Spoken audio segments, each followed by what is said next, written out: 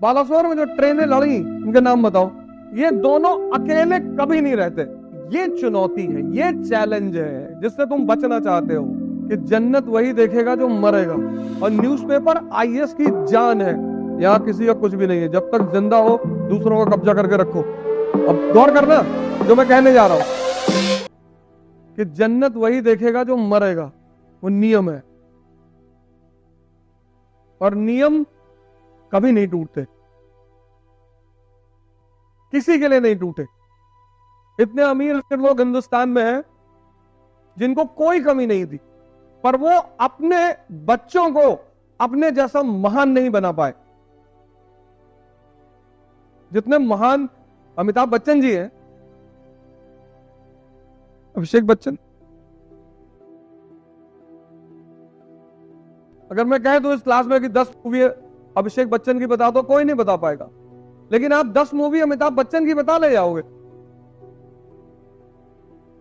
तुमको लगता है कि मेरे पास सुविधा नहीं है, पैसा नहीं है, तो लालू यादव जी के पास, मुलायम सिंह यादव जी, मायावती जी, नरेंद्र मोदी जी, इन लोग के पास कहां थी?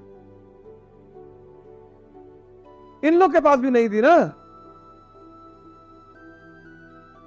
ये पहली चुनौती है। 8 घंटे 365 दिन। दूसरी चुनौती, ये तो पहली है। दूसरी, संसार छोड़ना पड़ेगा। क्यों? 1 साल के लिए, बस उसके तो संसार तुमको कूद के पकड़ लेगा। हाँ हाँ हाँ बिल्कुल, मैं बता रहा हूं कैसे। उसके बाद जैसे अब ये 2 लड़के सिलेक्टेड हो गए, अब पूरा संसार इनके पीछे खड़ा हो गया। संसार क्यों छोड़ना है वो मैं बता दूं क्यों। हर चीज सुनो पहले ध्यान से। बालासोर में जो ट्रेनें लड़ी उनके नाम बताओ। देखो इतनी बड़ी घटना है, घटना बड़ी है ना, और 2 दिन 3 दिन पहले की है। तुमसे मतलब ही नहीं, तुमसे मतलब ही नहीं है। इसलिए जो लड़का आईएएस की तैयारी करता है और सीरियस हो जाता है, उसको लोग घमंडी कहने लगते हैं। यार दिमाग खराब हो गया है, अभी तो आईएएस बने भी नहीं लेकिन दिमाग खराब हो गया, किसी से बात नहीं करते हैं। मैं गया था नीचे, मुझसे मिलने ही नहीं आए। अबे हमको चुनाव लड़ना है जो तुमसे मिलने आए? हम नेता हैं। हमारे लड़के का मुंडन था उसमें नहीं आए, हमारी शादी थी उसमें नहीं आए। तुम्हारी शादी में आते तो हमारी भी करवाते तुम।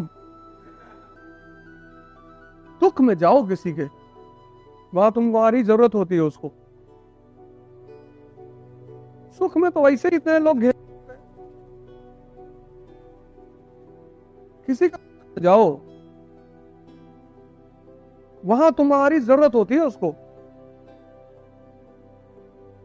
अभी पार्टी दे दो कि क्लास में खड़ा हो गया कि आज शाम को मेरी तरफ से पार्टी, कानपुर के 5 स्टार, पूरा क्लास जाएगा तुम्हारे साथ, भले तुमको ना जानता हो। और अभी क्लास में सबसे कहते हो कि भैया 500-500 रुपए दे दो, हम भी अपनी फीस जमा कर ले। मार के भगा देंगे लोगों तुमको यहां से, देख मंगे कहीं के।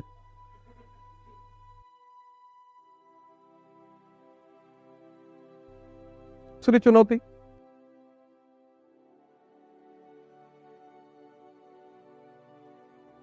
समझना। तुमने पढ़ा ही नहीं इस एंगल से कभी। समझना किसको? ह्यूमैनिटीज को। तुमने पढ़ाई की जिंदगी भर साइंस की। इसमें कितने लोग हैं जिन्होंने 11th-12th ह्यूमैनिटीज से किया है? 1, 11th-12th, 2, 3, 4, 5, 6 लोग। कम से कम 100 की क्लास में 6 लोगों ने सिर्फ ह्यूमैनिटीज से किया है। 94 साइंस। कहां से, कौन से स्कूल से? डीपीएस? अच्छा, आजाद नगर। अच्छा। क्या क्या सब्जेक्ट थे तुम्हारे? Polity, science, geography.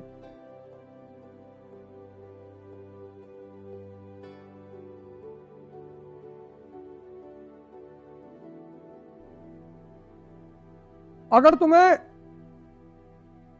Sahara desert में, नाम सुना, कोई शॉप खोलने के लिए कहा जाए तो किस चीज की खोलोगे? पानी की। सही कह रही है, मरुस्थल है। कितना संबंध है ज्योग्राफी का इकोनॉमी से। तुम वहां परफ्यूम की दुकान भी खोल सकती हो। पानी कम है, लोग नहाते कम है, 15-15, 20-20 दिन नहीं नहाते।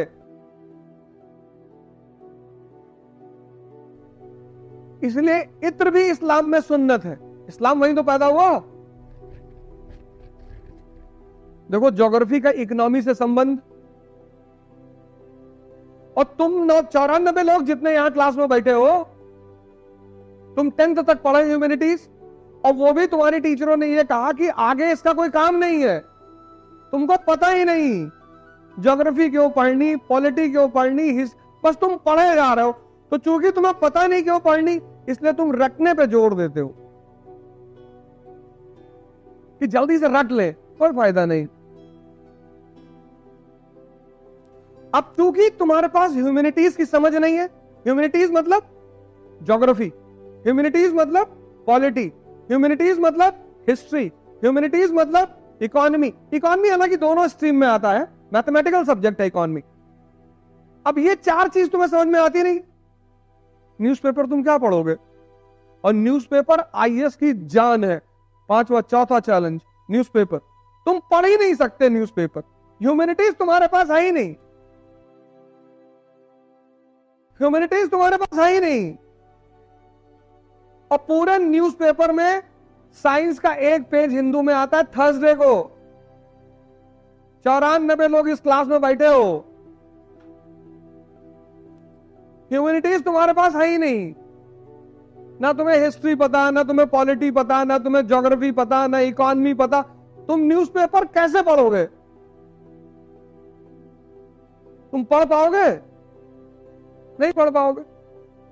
और जब तुम किसी काम को नहीं कर पाते लगातार प्रयास करने के बाद, क्योंकि तुम्हारा रास्ता गलत है, तो तुम क्या होते हो? उस चीज से तुम्हें नफरत पैदा हो जाती। तुम रिकॉर्ड कर रहे हो मुझे पता है, लेकिन मैं तुम्हें कुछ बोल नहीं रहा हूं। अब ये 4 चैलेंज तुम्हारे सामने है। ये अब गौर करना जो मैं कहने जा रहा हूं। इन सब के अलावा, ये तो आई है, इन सब के अलावा तुम्हारे अपने पर्सनल रायते हैं। पर्सनल कि बबलुआ बदतमीज बहुत है, जानबूझ के मेरी साइकिल पे खरोच मार देता है, और पूनम को संजय से बात नहीं करना चाहिए था, गलत बात है, ये जो है बहुत बदतमीज टाइप का लड़का है, वो समझ नहीं रही, बेचारी इनोसेंट है, तुम मना करो उसके साथ चाय पीने ना जाया करे। तुम सोशल रिफॉर्मर हो। इतना तो फिक्स चैलेंज है, ये तो फिक्स है, ये तो कोई हटा ही नहीं सकता। इसके अलावा तुमने कुछ चुनौतियां खरीद रखी हैं खुद से, कि बरेली वाली बुआ मकान में हिस्सा मांग रही हैं। मांगने दो। जिस लाल किला को अकबर ने बनवाया था वो आज गवर्नमेंट के कब्जे में है। जिस लाल किला को शाहजहां ने बनाया था वो आज भारत सरकार के कब्जे में है। यहां किसी का कुछ भी नहीं है। जब तक जिंदा हो दूसरों का कब्जा करके रखो। अपने क्यों बना रहे हो? क्यों बुद्धि लगा रहे हो उसमें? भैया सीमेंट ज्यादा डालना, भैया मिट्टी बालू कम रखना, भैया ईंटा ऐसे करो। हमारे एक भाई है मकान बनवा रहे हैं, दिन भर बेचारे खड़े रहते, दिन भर वही खड़े रहते। ठेकेदार नहीं, वो कहते हैं कि मजदूर बहुत बदतमीज होते हैं, कहते हैं इनको देखो ना तो ठीक से काम नहीं करते, ज्यादा काम नहीं करते, बीच में भाग जाते हैं। हमने कहा इससे अच्छा मकान खरीद लेते, बना बनाया। उससे भी अच्छा था कब्जा कर लेते। अरे हम अधर्म थोड़ी करेंगे, तुम कर नहीं पाओगे। जो अधर्म करने की स्थिति में है और ना करे वो संत, जो करने की स्थिति में नहीं हो, कह रहा मैं नहीं करूंगा, वो मूर्ख। कोई रिक्शा वाला तुमसे कहा कि भैया हम कभी गोवा नहीं जाएंगे, तुम जा नहीं पाओगे,